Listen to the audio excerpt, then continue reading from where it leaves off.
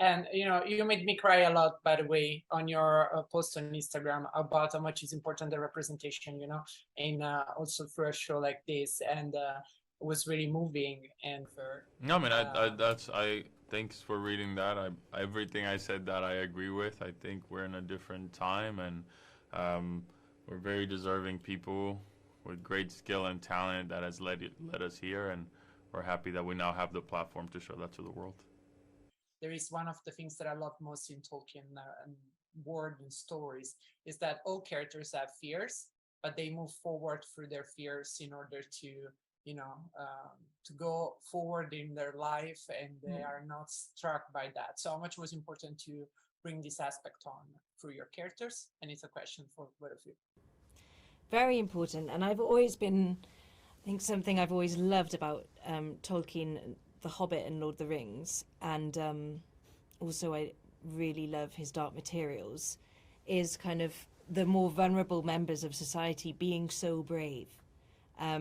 And that's something which I think will always be kind of fascinating and inspiring. And so I was really glad that we were kind of including that. And I think that is something, when you put it that way, and I hadn't really thought about it like that, but it's something we can all relate to.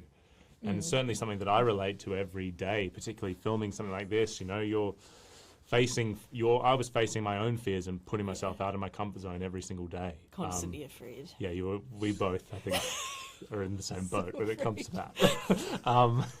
But it's something that all the characters go through, and they're so brave. I think Halbrand has one of the traits I admire most in him is his bravery. Yeah. I think that's a really great question, actually. There's always a fear from the moment you're born, not knowing, you have to be told and taught why you're here and where you're going and what you're supposed to do. And I think we carry that, until the moment of our, we shift our mortal coil then. I guess you've always got death skating right beside you. And that, I think, that does inform everything that you do, is based around that you don't want to die before your time. I think it does. There are two factions, I guess, around that. There are two mentalities of how you face it. If those who are accepting of their own fate and those who don't, or who aren't. And I think we see that that's very prevalent, I think, in Tolkien's world. It's almost unknown as to whether it's recognised as an emotion, and where does that leave a character in terms of how they behave to those around them? Is that when things become dangerous? If we don't have fear in our lives, do we lose touch with the humanity? I use that word for this world, but the humanity of situations. So how important is that going forward generally in any character's life? Yeah, I think fear. I think for the Harfoots in particular, they're under such duress. They're so heavily persecuted by just being as vulnerable as they are in a world that can potentially crush them so quickly.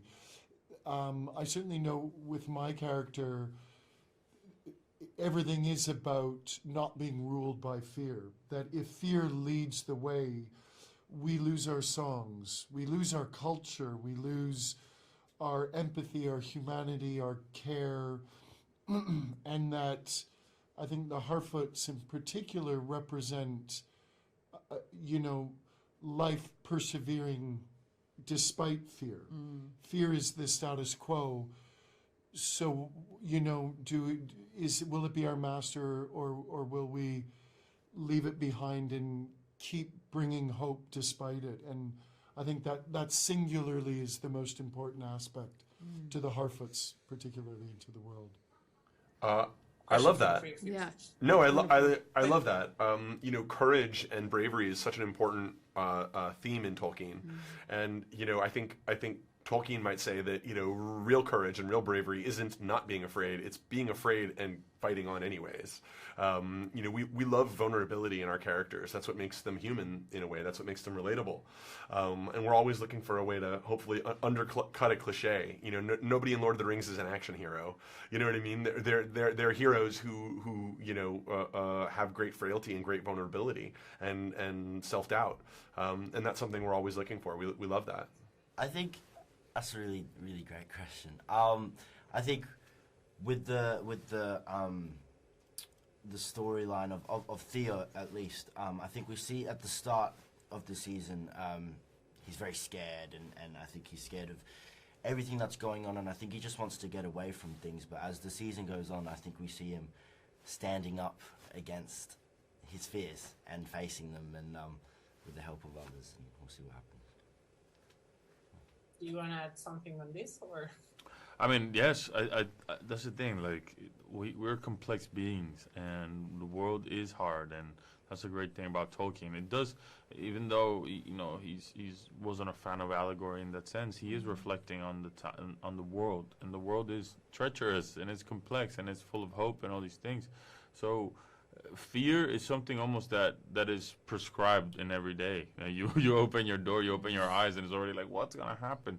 So it's about internalizing that, again, letting your inner voice guide you, that little fire that within, and keep soldiering on. Yeah, and I just want to add that for me, the beauty of fantasy is being able to explore the most basic human dilemmas in the most comfortable way. We're sort of cushioned into this world where we can do that comfortably, and each of these characters is sort of archetypes or personifications of those dilemmas, and so it's such a great way for us to delve into hope and despair, courage, friendship, all these most basic human themes.